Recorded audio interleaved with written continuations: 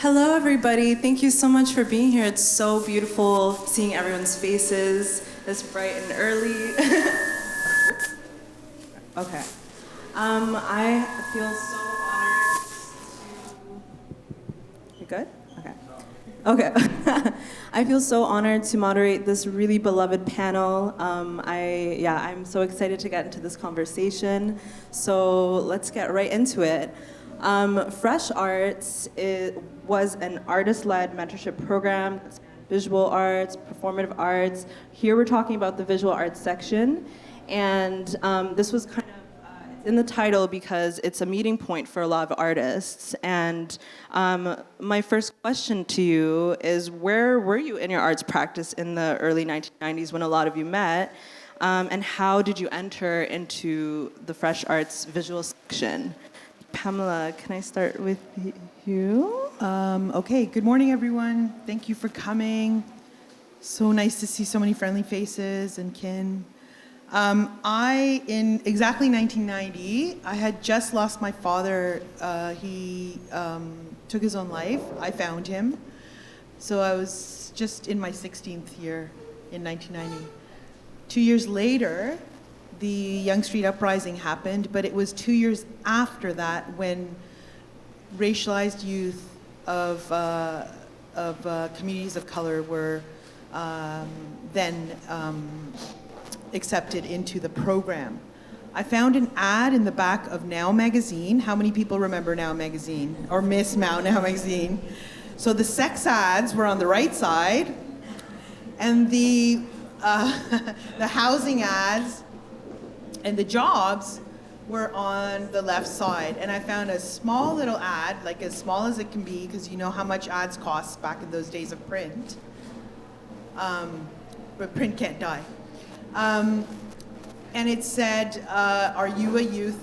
Are you an artist, or are you creative? And are you between this stage and this stage? I saw the ad, I started calling the office at 96 Spadina, Suite 906?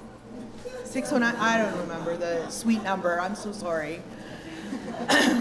So much for an embodied archive. Anyways, I called and called and called. Winsom wasn't in. She's finally in, and I speak to her on the phone. And you know, if you know anything about Winsom, it's all about your energy and your vibrations. So she said, you know, I'm at capacity, but I had, maybe now we're on the phone like the third time, and I just was very persistent. And I was like, anything to get me out of these suburbs for the summer, please. I'm dying. And she was like, all right, you know what? You come down to 96 Spadina, and I'll meet you, and then we'll make a decision. But she was already at capacity. She told me 3 times, and I just kept calling. And then she accepted me. She said, you know, I like your persistence, and this is good. I need youth who can work, who can follow instructions. I was like, that's me. And the rest is herstory, as they say. That's beautiful. Debbie, what about you? Where were you in the early 90s, and how did you come to counter Fresh Arts visual section? In 1992, I was 14 years old and living in Jamaica.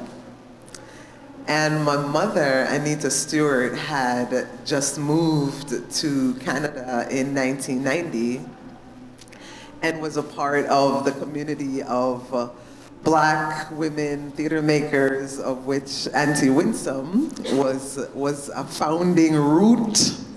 So when I came up in 1992 to visit, there was nothing for me to do. My mom was working, it was summertime. And so she asked Auntie Winsom if I could be in the first visual arts program. And Auntie Winsom, now mind you, I'm visiting, right? I don't have no Canadian papers. I don't, you know, I'm not a Canadian youth. But this idea, this practice, this old practice of raising the children of the village together was in full effect.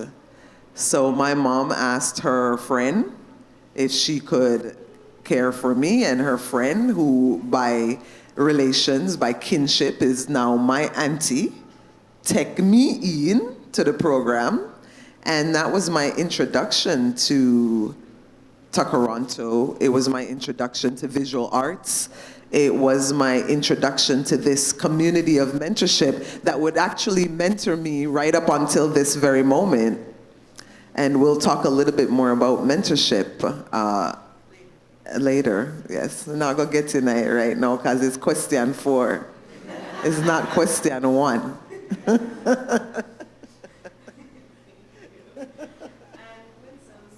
You're doing this work already in the early 1990s, but please tell us more about your practice at this time and Fresh Arts visual section at the time for you. Can you hear me at the back? Yeah. So I won't use my mic. But we're recording this. No, they said it was okay. On the tape. The video. We're archiving. The archive. Do I have to speak through this for you to get the archives? The recording, yes, audio is being recorded. It should be on. It's on. Now, when I was a little girl, I always, can you hear me? No. What is the energy made it not work? Check, check, check. She's not speaking. Just try. Hello? Okay, the universe is working. They're making me use a mic, even though they were trying not to let me use a mic, because I really don't like mics. It's a technological thing that I don't like. I don't like anything like this. It changes my DNA, and I know it does. In the 90s, I can't even remember the 90s. I'm 79 years old, and so I can't even remember the 90s.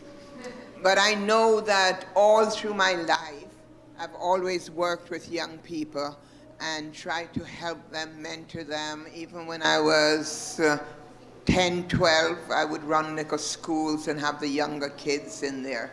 So for me, in Toronto, when I heard the program was happening, that they were trying to organize a Fresh Arts program, and Lillian Allen, who's the organizer who got it going,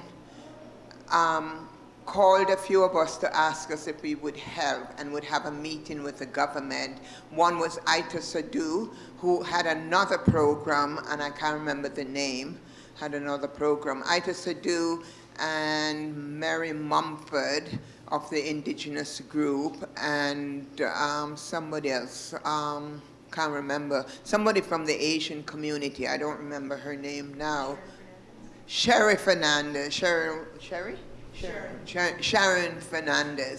And so we all met in the government office, and they talked, and we all talked, and they didn't have enough money for everything, and Lillian was very forceful. She's a very forceful person, and she got them,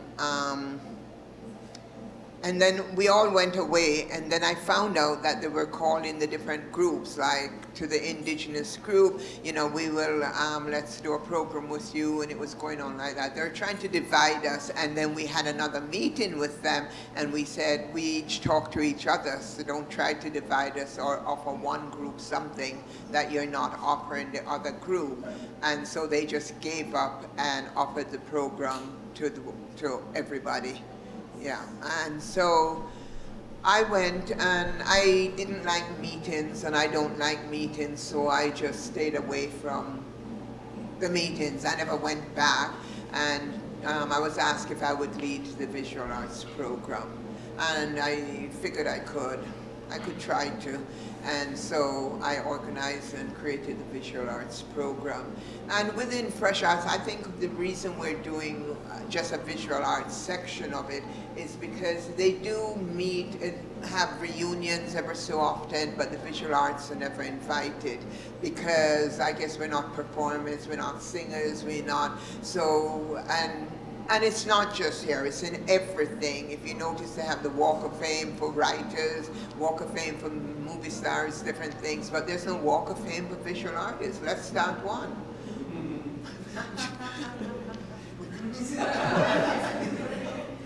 Okay, I'm stop being an activist because my children tell me I'm getting too old to be an activist. But I won't change, I'll still say if you have a problem or a project in schools, and I was going into the schools all the time in the 90s, and so I don't, you have your mic's working? I'm giving up talking because I don't know what I was doing in the 90s. I don't even remember what I was doing yesterday. This morning somebody said, did you enjoy the party? I said, party? And they said, you were at the party? And I said, oh, okay. My mind flips in and out. Thank you, Winsom. So all of your practices are multidisciplinary in very distinct ways, and I'm curious if you could share more about how this time period shaped your approach to your visual arts practice, or your practice generally. Like what kind of teachings or learnings or experiences, because it sounded quite transformative, unlike maybe some like more like institutional art programs and things like that.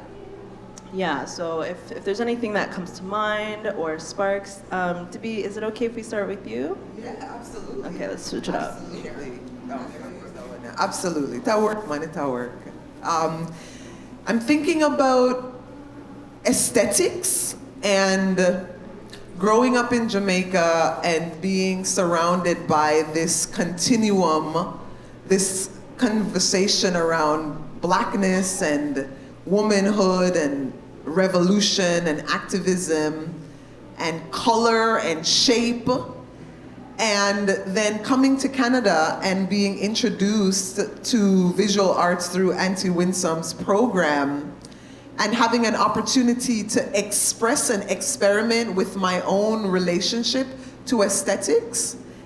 And that's really impacted the kind of art that I make as a storyteller. It's impacted the kind of poetry that I write. It's impacted how I approach theater making, how I approach embodiment of character, how I approach playwriting on the page. And it feels in my body that there is an ongoing relationship between what I find beautiful being determined by my own eyes and not determined by a society that is deeply colonized, and a society that teaches me to hate myself because of my blackness, because of the shape of my face, my body. And I think back to these early experiences of being given room to experience myself. The visual arts program and the visual arts program aside, Auntie Winsom. What it's meant for me as an artist to be raised by Auntie Winsom, Auntie Amar Harris, Star Jacobs, Auntie Lillian, my mom, Anita Stewart, Audrey Zina Mandiela, Janet Sears. The impact of these women who took their time and take their time to make art, but to understand that there's an intrinsic relationship between making art and making people, between making art and making community, between making art and making revolution, between making art and making change. Everything that I do is as a result of the kind and texture of what is that? What is that? What is that? What is that? That is, it's a, what is it? What is the language around that? Because it's not just mentorship. It's that we love. Yeah. We love. It's love. And that's what we use. Oh, sorry. I'm not used to these things. It's just love, you know, pure love. Not, people see love in just man and woman or loving their children.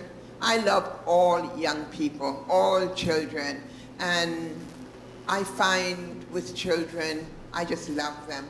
With adults, I read their energy before I decide if I'm going to be in their space. But for children, just give me all the children in the world. I tell children, everybody I tell, when they ask me how many children I have, I said, I have thousands. I have villages I walk into and they call me mama.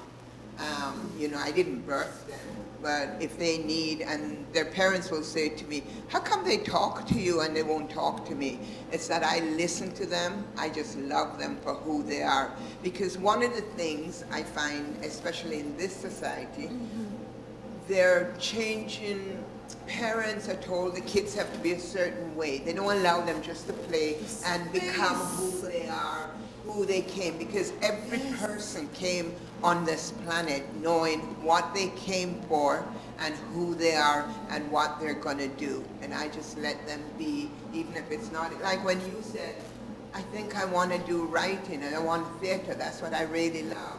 I worked it out with the theater teacher to get you in there, and then she didn't think it wasn't possible. So I worked it so the whole group of us experience. I found a way to let them understand that as a visual artist, we have to know all the forms of art so that we can do their illustrations or their book covers, and that way you got into the program you wanted to go. At least a couple of days you got to do what you wanted to do, and then later on you got. But it's all about love. It's just pure love, organic love. Just love. Seriously, if you just love, it's like you don't need money, honestly, because everything falls into place. Yes, because we live in this society, but you know, I've had times when I have had nothing and something comes in the mail from somebody and I'm like, wow, you know, that I can pay my bills. You know, I've lived on the streets for 6 months in Toronto. Most people don't know that. And I don't talk about it much, but because my kids don't like me to talk about it. But for me, that changed my life. It wasn't the 90, that changed my life because I got to know all these homeless people and realize, and I knew how I got there, and it wasn't from anything I did. It was just circumstances that put me there. And the thing I do tell young people is that you can rise, you can get back and stand on your feet and with a helping hand. And there are people in this audience who have given me helping hands so much, and they know who they are, so I'm not going to call them out, but just know that when somebody with a pure heart reach out to you and give you a help, it's the world. It makes you rise. So there is, it's exactly that. It's exactly that. So kinship, community, collectivism, supporting each other, being there, creating room for an individual, an artist, a young person, an older person, and anybody, creating room for us to be able to question and seek and find answers and have space. And have space. I think of my art practice and I think of everything that has given me space has impacted the practice that I'm engaged in today. Yeah. It's really beautiful. It's beautiful that you were held by so many people and continue to do so. Thank you. Pamela, what about you? Would you like to share how that time period influenced your art practice, or what kind of teachings you carry on from that time? 100%. So art and pedagogy are two things that are very, very dear to me. I love them more than myself sometimes. And anybody who does understand that knows how much you are up awake at night or early mornings. If you're in the 5 o'clock club or 4:30 club, you know. And there was a time, I think, when the art world, I had finished all my accreditation. I had my B.Ed, but I was still, some of you know that I was still moonlighting. I was doing Taffy and Toronto Alternative Art Fair, then Come Up to My Room. It had like quite a good run. Some of you were in it. And I just kept getting consistently asked to perform as an organizer and whatnot and producer. And I was like, something's really wrong here, because I am a trained visual artist and no one recognizes that. I have a issue, and when we talk about the cultural iceberg, there's only 10% of you that's visible. People don't know what's underneath you. That's like a good 90% of you, right? So they don't know anything around cultural nuances, kinship, how you relate inside and outside the home, how you relate to friends. And my narrative's not necessarily like, oh, I was walking down McCall Street and I went to the Beverly Tavern to pull up to Jan Poldus and have some scotch on the rocks. No. It's not necessarily that culture that we participate in Western hegemonic art world. It's singular. But when you start to apply it into a plural and you continue to create more than one world, it becomes so expansive. In fact, there's no boundaries and there's no limitations to how you perform in the world. Not even perform, we're constantly performing roles, right? I'm an artist here, I'm a friend to many of you, I'm a daughter, I'm a sister, I'm an aunt, right? Just like the kinship piece, right? And I'm very fortunate to have a wonderful container of care in my community, people who saw that I wasn't necessarily crazy. And I'm sorry if it sounds ableist, but yeah, and you know what? I was diagnosed with chronic depression. So I was shocked at one point where I was just like, what? I said to my doctor, I was like, no, I'm like the go-to teacher in my school. Like, what are you talking about? I'm like, let's crush it every day in the classroom. Like, this isn't me. And she was like, yeah, you're something called high functioning. And we know this as anybody who identifies as a woman of color or woman, we have the backs of the world's labor on our backs in every industry. I'm not gonna just go on about visual art. You talk to a female engineer, a female doctor. You know how much burnout there is in healthcare right now, in the emergency room? Do you know how many doctors are giving up their jobs, right? And they're finding other ways, like, okay, I have this PhD or this doctorate degree and I can heal. That's what they're doing. I'm not here to save lives. That's not my job. That's a doctor's job. That's the hospital sector's job. But I'm here to support. I'm here to facilitate. I'm here to see you, feel you, hear you, right? And that's what Winsom taught us. Because, my mom did the best she could. She was a single mom with very limited, she was an English language learner. Till this day, and immigrant kids know this, you're still going to the bank. You're still negotiating remortgages or whatever. You're doing that for your parents, right? So you become parentified very young.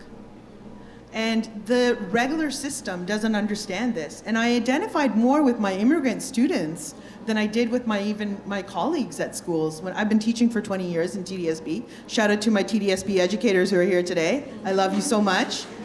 But it was around that time when I finally got a permanent job in TDSB that I started to realize, oh my gosh, the art world thinks it's so progressive. In fact, it's pedagogues in these institutions that are groundbreaking.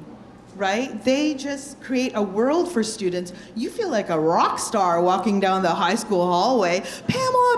I'm like, oh my gosh, I gotta go hide. Amy, come, open the door quickly. And it's a great feeling, but it's limited to that world. And then you go out you put your foot back into the real world. I hate those analogies in the classroom, but I'm using it right now here. But you put your foot back out in the real world and it's like, oh yeah, you get summers off, right? And it's like, is that what you see? Because I'm taking care of other people's children 10 months of the year. I'm just getting my breath back. I'm just getting my energy back by August 30th. And then I have to go back to school. I'm just relieving my achiness and my tiredness and I'm going back to school.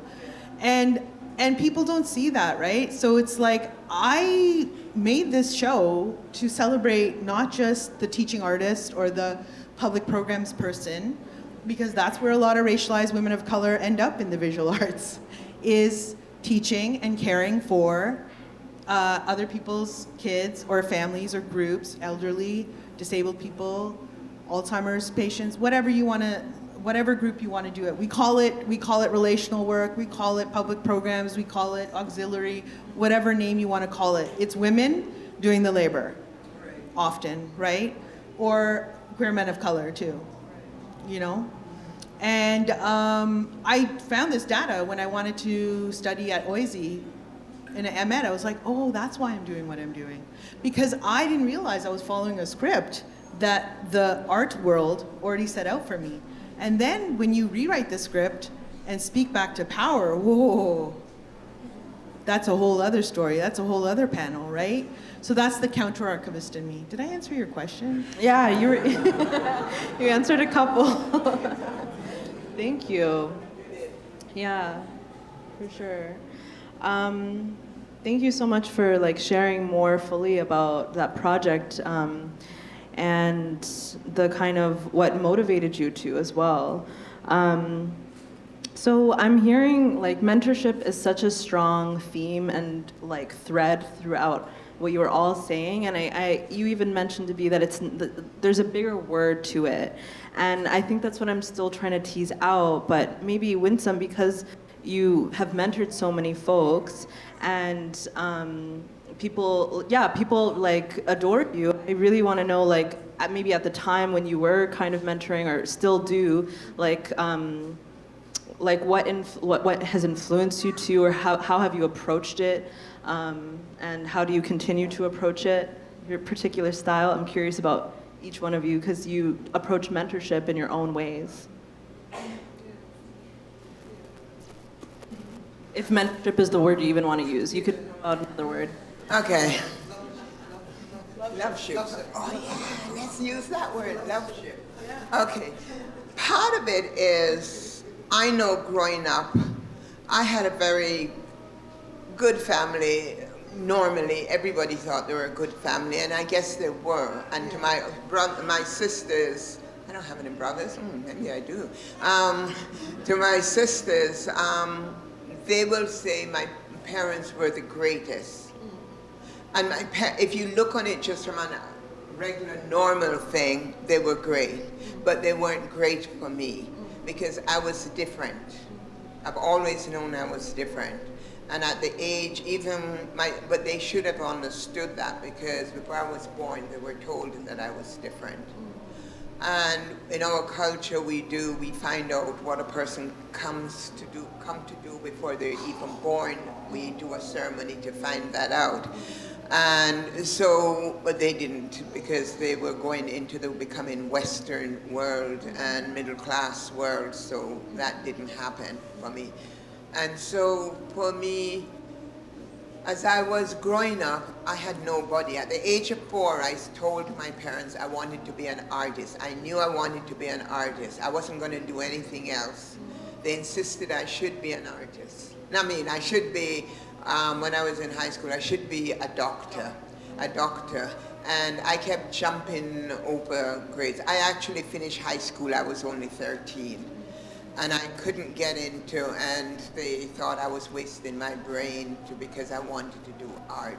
But I insisted. And because of art, I got to meet a lot of children, and I used my art with the children because I would get them to sit down and draw.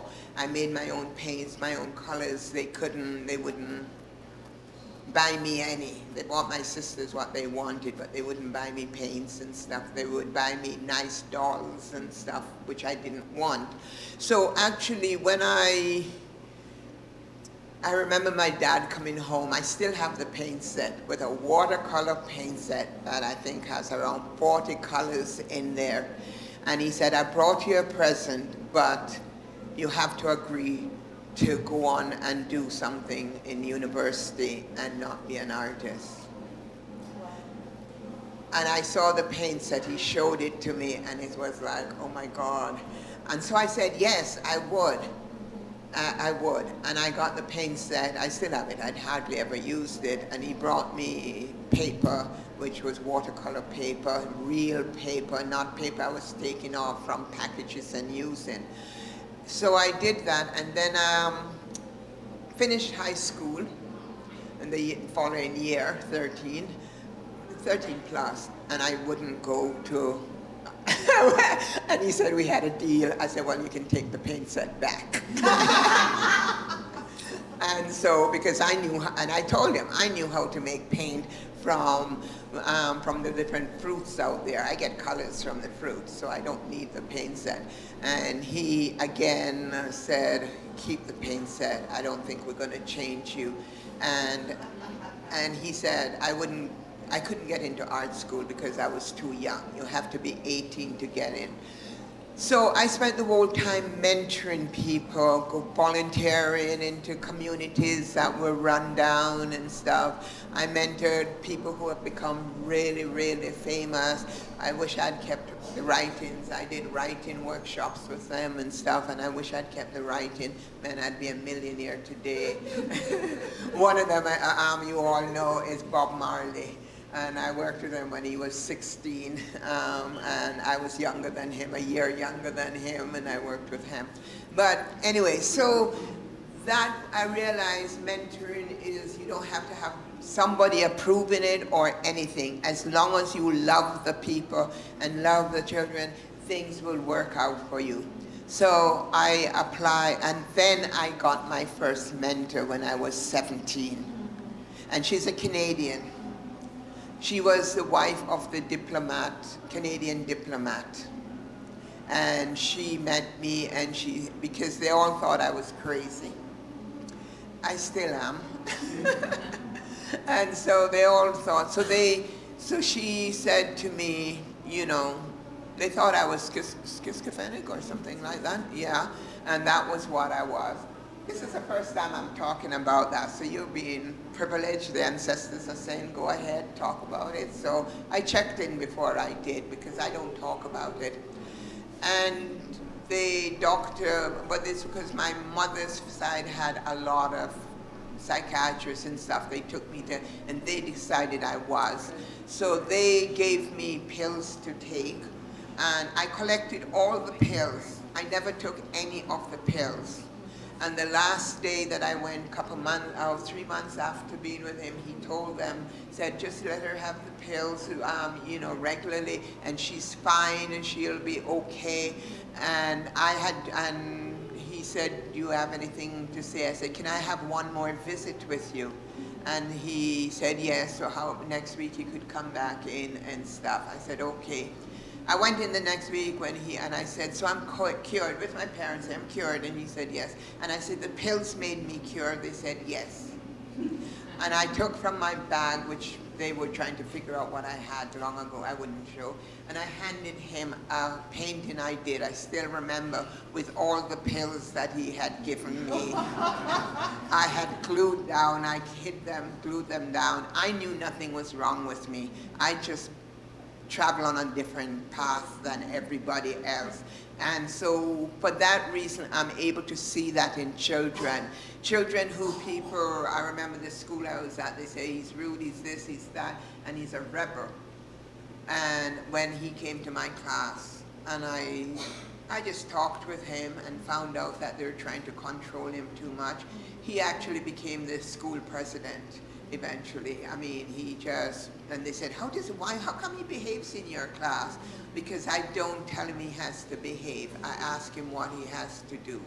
So that's why I love teaching and I love children, and I started alternative school years ago. It's not in existence anymore, because we gave them the freedom to do what they want. And if they're interested in something, a kid was interested, he was only 8. And I said, and he wanted to know about blood and stuff. I didn't have the answers. I go and find the person who have the answers. I call people all the time and asking them, would you work with this person? Because I trust those people. And the kid at 8 was going into with a doctor, with a technician, and he was taking blood, drawing blood, separating blood, and learning all about blood. In school, he wouldn't have. They would think he would be, because actually he used to prick his hand and watch the blood flow on it because he was interested in blood. There's another one right now who has become, I don't know even if he remember how he started.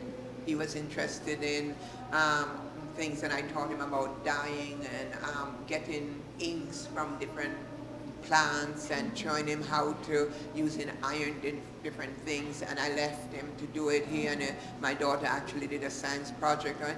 Now he has a film made about him because he has one of the alternative ink thing. So I'm just saying, just listen.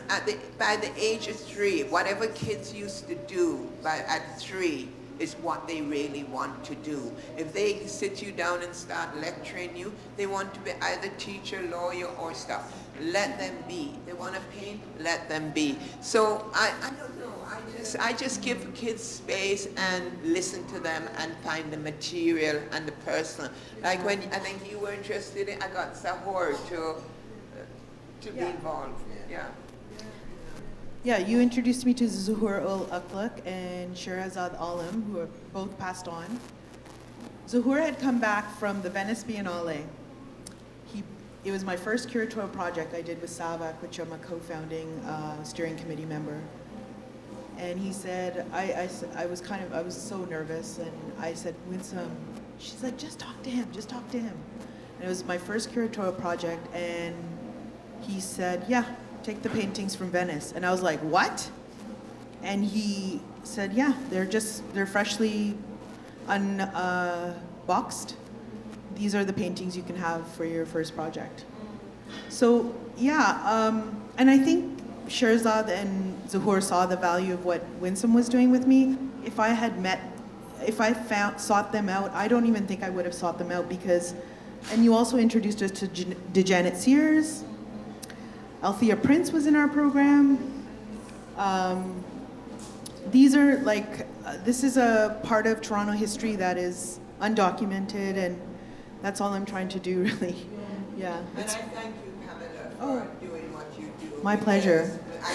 I know sometimes I don't want to be called a mentor or stuff, but now it's a new name, lovingness. Loveship. Loveship. And it's not that I don't agree with what you're doing, it's just that I get kind of a little embarrassed. Before we go to Q&A, do you have any last words of how you approach it in your own practice, either with your own mentors or the people that you mentor? So I'm very, very grateful to be here. This is very special. It's very special. You know, these concentric circles of mentorship and seeing how mentorship, the flow of energy is evidenced in our lives. So I'm sitting here listening, and I'm also looking at folks who've been mentored by you, by me, folks who've mentored me, and the result being in this space that is celebrating this continuity it's very hopeful for me. It tells me that even though we are and have been for a very long time resisting oppression while we celebrate our lives, our lives are the evidence of the celebration. And I just love that. I just love that. My entire approach to art making is a result of the ways in which I've been mentored. So, for example, very early in my career, I started a theater school very, very early. When I felt disillusioned being in a Western hegemonic theater space at Soul Pepper Theater, which was running an academy at the time, and I remember I went there with my dear, dear friend, Wayne Mengesha, and within 6 months I resigned. I resigned because the space was deeply problematic, and I started a theater school.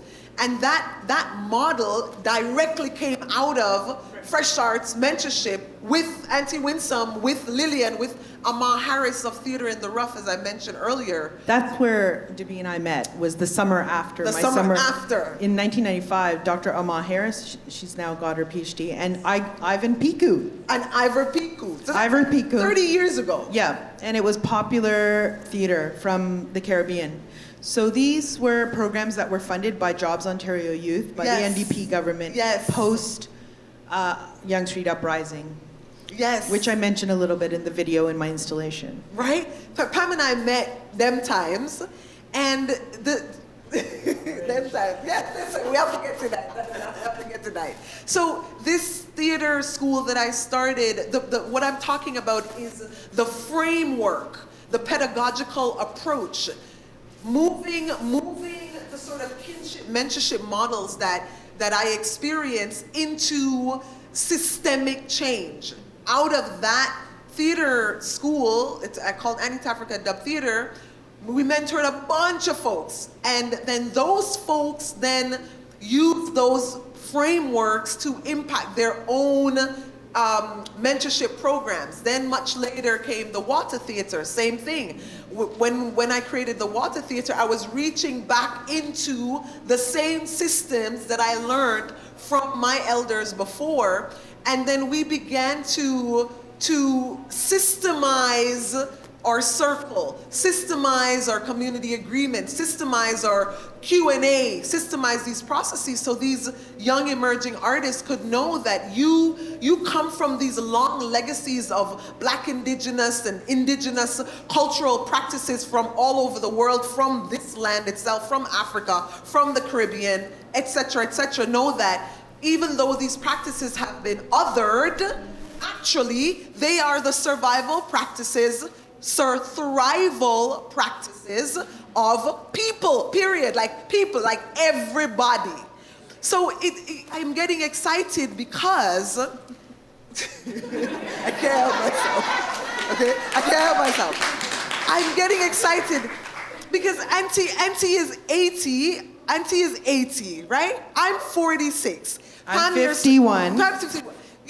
And the lineage of knowledge exchange and interchange is alive and thriving. I just started working at UVic 3 weeks ago, and they're decolonizing, the lingo that's happening now in university. They're decolonizing. They're catching up. So they called me in. Okay, I go in. And here is an opportunity. These young first year and second year students, guess what I'm teaching them? Exactly what I learned. So we're in there, we're in circle. They're like, what is this? I'm like, we're in circle. We're circle turgy. We got a ground. And they're like, okay. And we're breathing. We're settling our nervous systems. We're looking at critical theory. They're like, what is critical theory? What is this? We're looking at queer theory. We're looking at race theory. We're looking at intersectionality. They're like, what is going on? What does this have to do with theater and ensemble practice? I'm like, it has everything to do with theater and ensemble practice because you're going to be working with people. And so you need to know about people. You need to know how to be with people. And as I'm sitting here listening to us, and I'm thinking, what we dream is here. It's here now in all of our spaces, like these splinterings of possibilities, and it just makes me so grateful to you and all the people then who dare to play their part. It makes me want to dare to play my part as well. Yeah. We're gonna go to Q&A, but yeah. I think Just also, remember, oh, sorry. just remember that you're standing on the shoulders of your ancestors who push you up. All of us in here are standing on the shoulders of our ancestors, and they want good things for you. Just remember that, so nobody can hold you down. Keep rising. Thank you. Beautiful. Okay, last words before we go to Q&A. So, sure. Just last words before we go to Q&A. Sure. What was the question? Oh, no, there's no question.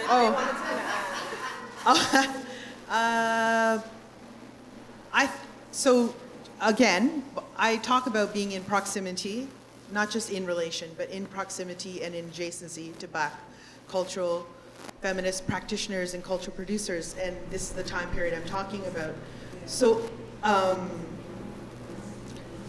when WATA started, I started to watch what was happening, and I was at Seed Alternative School for 11 years. I actually secretly sent to be a couple of my students to say, I need you to work this one out. I need you to work that one out.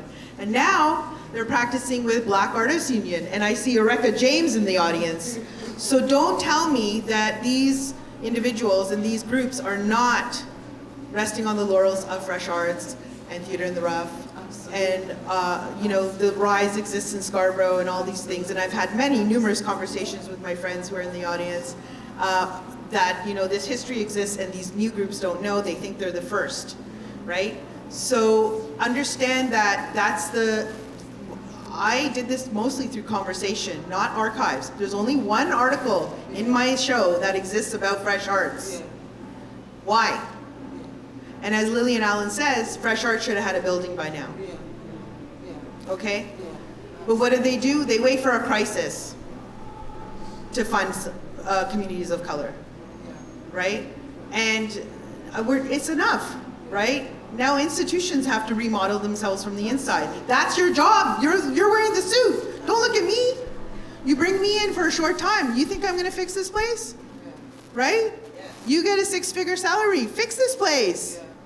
You're the smart guy with the, you know, it's probably a smart guy, but, you know, as the director, but hopefully there's female directors out there. Emily Chenger in the house. Hello.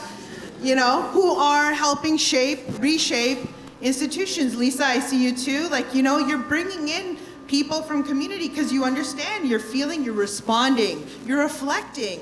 We do this in the classroom every day. I see my colleagues here from Western Techno Commercial School. We do what I did in Fresh Arts, what I saw from WATA. I created Boner Kill, and then I thought, you know, I should just do this every day in the classroom, you know? And that's what I did. First person I asked when I got my papers, and I said to Emily, I'm like, I want to do what I do in the art world, but in the classroom. And she's like, so do it, Pam. And I was like, oh yeah. She's like, you don't need permission, do it. Shut your door and do it. And I was like, right. I just got to write a report card twice a semester. You know, Johnny's doing great, or Arshad's doing great. Yeah, can't tie his shoes every day, but, you know, goes to the bladder issue, you better check on that. But other than that, yeah, we're making work. Do the work with them. This is doing the work, folks, right? Anyways, thank you, TBA, for putting up with us. This has been so lovely. I have more and more questions, but I really do want to ask the audience if there are any questions that we have. Remarks are going to be starting shortly, so it's a bit of a short period. But if anything is percolating, yes. Thanks everyone for speaking today. I'm an artist, so I pay attention to kind of signals, and I love your chilies on your dress. And I've been seeing the Anansi painting in the background, but also Pamela, your record. And I'm just struck about how you know what's coming next, Louis. Play the record, and the concentric circles with the Anansi are very, very similar. So I mentioned these concentric circles because, DB, that's what you were talking about in terms of like this lineage and these effects, like waves.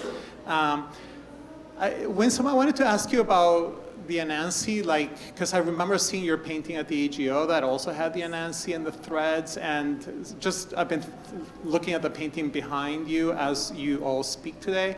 Can you speak a bit about that? Because I'm not very familiar with that.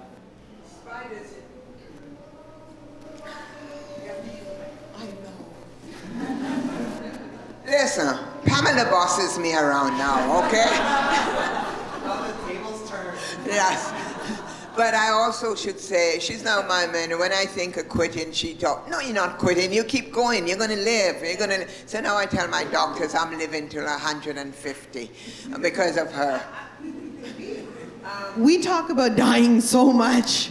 It's so normalized. Like, oh, what'd you have for breakfast? With this, the spider in my culture is the ancestors, and they weave webs to pull us together. They tell stories. We don't kill, well, I don't kill spiders because it's an ancestor who comes to tell me something, so I listen. So, and cowrie shells are the voices of the spider, of the ancestors. So you'll see a lot of stuff with cowrie shells for me too.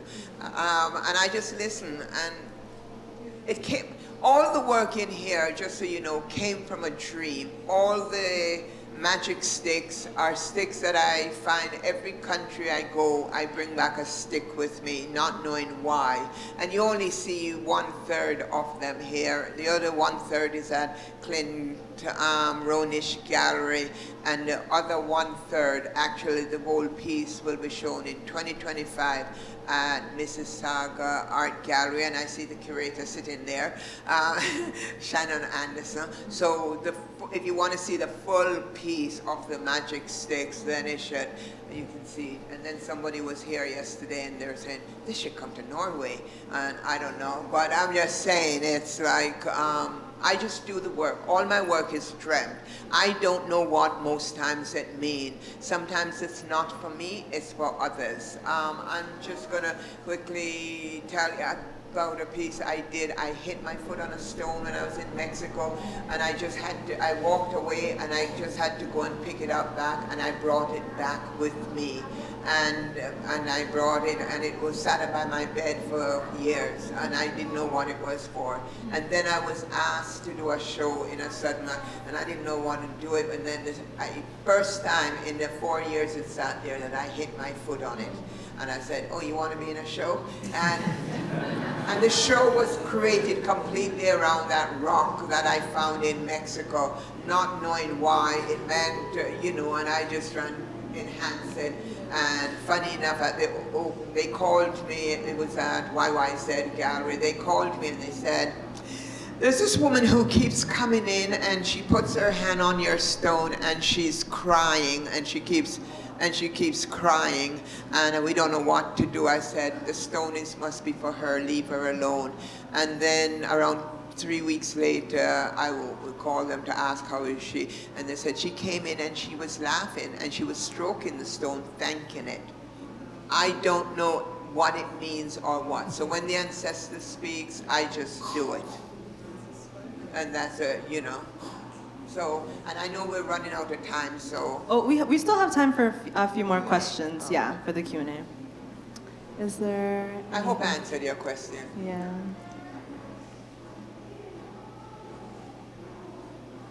No more question, we need to go. Great.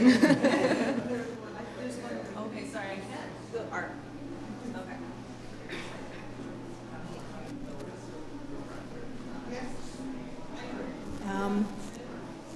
Thank you. Yeah. Thank you for this talk. I remember, Debbie, when you came to Toronto and going to your shows, and Pam and I have sort of been in the same Black, racialized, South Asian art circles for a few decades now. I'm wondering if we went to York together. We had one course together. I forgot. Yeah.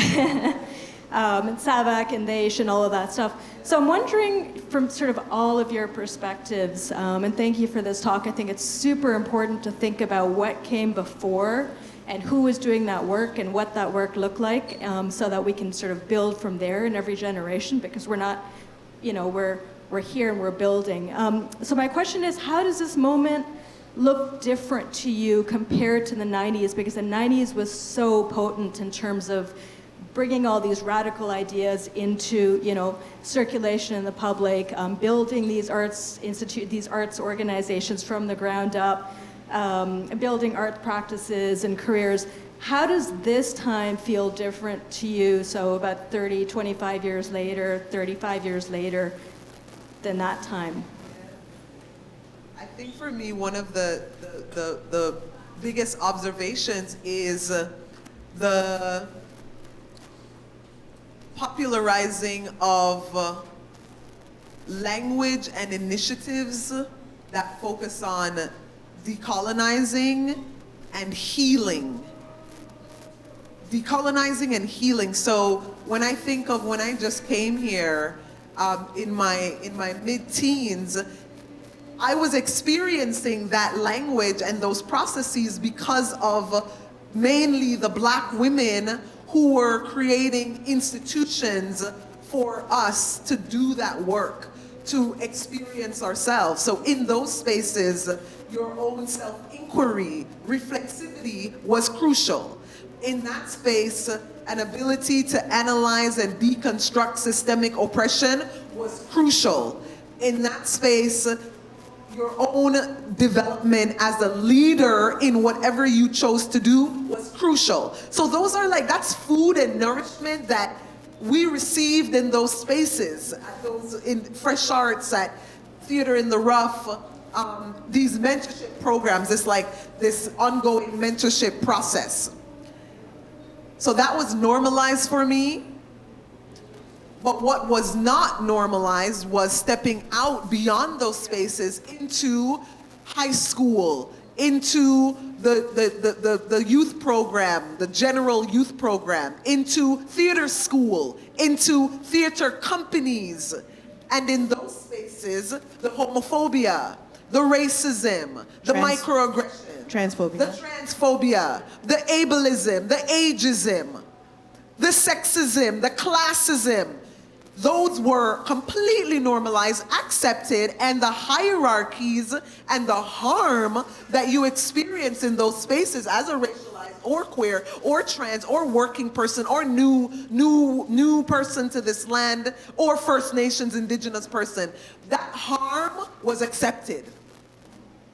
What's different now is in those very spaces, there is a language that has come out of radical traditions, radical creative, intellectual, political, activist traditions, the languages that these women and people created for the world to learn, for the world to learn.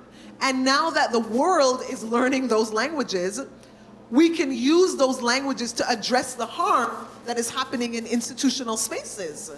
And the harm is still happening. But we have language now, and we have precedents, and we have years and years and years and years and years and years and years and years and years and hundreds of years of resistance that have led up to this moment, including the last 10 years of resistance movements through Black Lives Matter, through what are some of the revolutions we've had, or revolutionary movements we've had in the last few years? Say Her Name, through the sit-in movement, the die-in movement, etc. Food security movements, indigenous resistance movements. The current encampments.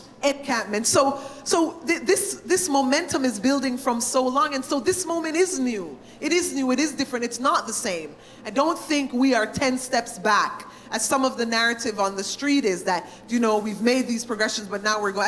I don't feel we're going backwards. I think change takes time. A system is not gonna fall overnight, but I know if I looked at my own life and the life of the people who are around me, there is language now where that is much more accessible that wasn't there before. And we can use that language and use the precedence that's been set to continue to make change, because we're not gonna stop. You know, that's not an option to stop. That's what's different for me.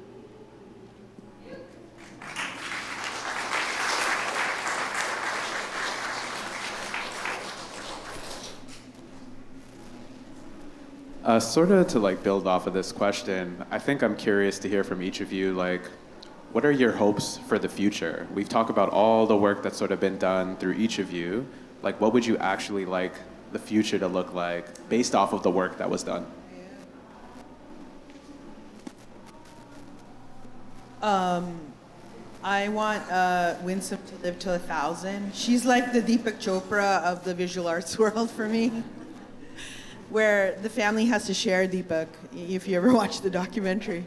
And Tara puts up with me. Grandson puts up with me. Yeah. Yeah, I'm just talking about her family. The future looks bright. The future is Sarah Ito. The future is my friend Nadine Vasselin, who's done a wonderful documentary about the first black supermodel in Canada. So there's people still, my peers and older, who have stories to tell. There's one Winsom, there's many Winsoms in this country, okay? There's many Winsoms in this country. I met a friend in Berlin and we were going on about Agnes Varda, and then she was like, what do you think? And I'm like, well, there's so many Agnes Vardas. And she said, what do you mean? And I'm like, there's so many women who can't tell their stories because we're the loudmouths. What about all the introverted people of the art world? How do they access these things? How do they decide to apply for a grant? Okay? We are shaped from K to 12, from the moment you get out of your mom's womb, or however you arrived in your family unit. It is extroversion all the way, capital E. Okay? Extroversion. That's all we're taught. Everything is group culture from kindergarten all the way to your PhD. You have a reading group. No one's gonna leave you in a room by yourself with a little lamp and a table. It doesn't work like that. It's always group culture, right? So The Office, that show, it's a real life analogy. Those jokes are real, you know? Diversity Day at work, Samosa Day at work. I still post about Samosa Day. My work wife is here. She calls me my little samosa. I openly just talked about our inner language intimacy there. But this is the thing. I think the publics are also acquiring a language of intimacies, of care, self-care. Audre Lorde should be in the millions, gajillions, by the time that now the wellness industrial complex has co-opted self-care, right? But this came from a radical black lesbian feminist poet, author, thinker who probably wasn't invited into the many platforms that maybe we have access to because of the time and place she was in. What's that? She wasn't, right? But we're still using her. She's an elder, right? So it's movement elders, I call them. I teach my students. They're movement elders now when they've passed on. And you're still receiving that knowledge, you're still using. But now corporations are checking in and, have a self-care day, have a spa day. And it's like, my self-care does not look like a spa day and a kombucha bottle. You know? My self-care is checking in with my elders. My mom doesn't know till this day. I know we're recording this, but she doesn't know that I talked to Winsom for an hour before I have to call her for another hour. The first person that's up and ready to go without coffee is Winsom Winsom, everybody. And I'm just like, hello, have you had your coffee? I'm like, no, but I'm up, Winsom. I'm standing up. But the point is that check in with your people, right? And we're in this opportunity of, there's opportunity gaps, but it doesn't mean that you can't take a pause and check in with yourself and your community and your family. There's so many layers. If you look at generative somatics, I think it's 7 layers of the self, right? So it's like doing the inner work. As you know, when I got sick, the first person I went to was this one in Costa Rica. So you see the full circle? I start with Fresh Arts and I come back to this one, who's my junior. But my sister as well, right? So, and it's no matter that she's in theater and writing and all these things, they're in all these other multidisciplinary things. I'm a visual artist, but I go to dance, theater, poetry readings, everything influences and inspires me. My mom's spice box inspires me, So it's like, you just don't know what the future is gonna look like. You just gotta keep making it more open and more expansive and more accepting. It's about accepting, and to be touched upon how the world now is talking about issues of tolerance, but it's about acceptance, It's about acceptance, So what about if we did like a coming in versus a coming out day? A coming in, a coming home to yourself, right, which Debbie talks about often. And I'm not gonna, so my thing is feminist citations. I just want to squeeze this in. Yeah. I'm doing a feminist citation. Yeah. Okay? And that, if I call myself intersectional, and, thank you, Crenshaw, but it's still a very complex word, and it's not necessarily including a lot, right? Because you'll have the Karens of the world use the language, and I'm just like, no, it doesn't work like that. You know, you're still status quo. And people don't even understand their privilege when they're like, oh, I'm a mother and an artist. I'm like, wow, you have a kid. I'm child-free or childless as you look at it. But you have a kid. That's a gain. You're gonna have somebody take care of you or take care of your assets or take care of your, you know, so then there's that whole conversation around intergenerational wealth. So, which a lot of us don't come flush with in this country, right? Yeah. I should have married an Eaton. But, yeah. The future, for me, the future is each breath that I breathe in is an opportunity to invite myself and anyone that I have the privilege of sharing space with into liberation. Liberation. And sharing breath together, we're investigating what liberation means. Like, what does it mean to me to be and experience and embody liberation? And what does it mean to you to experience and embody liberation in everything that you do, in every breath? And then what it means to share that with the person who is next to or across from or behind with you in circle. That's for me is the future. That's everything for me. Yeah. The future. We are in the future. We are in the present and we're in the past. Is this on? Okay. And because we're in all the phases, you may think of tomorrow. Tomorrow never comes. Today's here right now. The past is hard to catch up, but you can be in all three areas at the same time. Just a thin veil between each one. And that circle represents the future. One continuous circle broken into smaller circles, all coming together again to be one. And that's what the universe is going to do. We're separating right now. Things are going into ways that people are separate, but they're all coming back to one. They may join a different circle, but they then realize the end of that circle is joining onto another circle. The world is going to get better. Things are going to get better. The ancestors told me that. We are going to rise, and we'll rise as one nation, all people together. Each nation, not realizing you are white, black, Asian, yellow, red, whatever. You're all one. We are mixing one color together, and that's the future. It's going to happen soon. Be prepared and put out your love. If everybody just gives unconditional love, just love. Love people. See people on the street, don't just say they're street people. You don't know why they're there. Give them some love. You don't have to give them money. Just give them some love. If they look thirsty, buy a bottle of water. They'll drink it or share it with somebody else. We have to start looking and just loving, loving, loving. Bye-bye. That's the future for me. Thank you. And we're going to close with that. Thank you so much to Winsom Winsom, Biennial, Pamila Matharu. I'm so glad to have shared this time with you and the opening panel discussion. The remarks are going to start 1:30 in about 5 minutes. Thank you again. One last round. Thank you, Sarah. Big up, big up, big up, big up, big up, big up. Thank you, guys.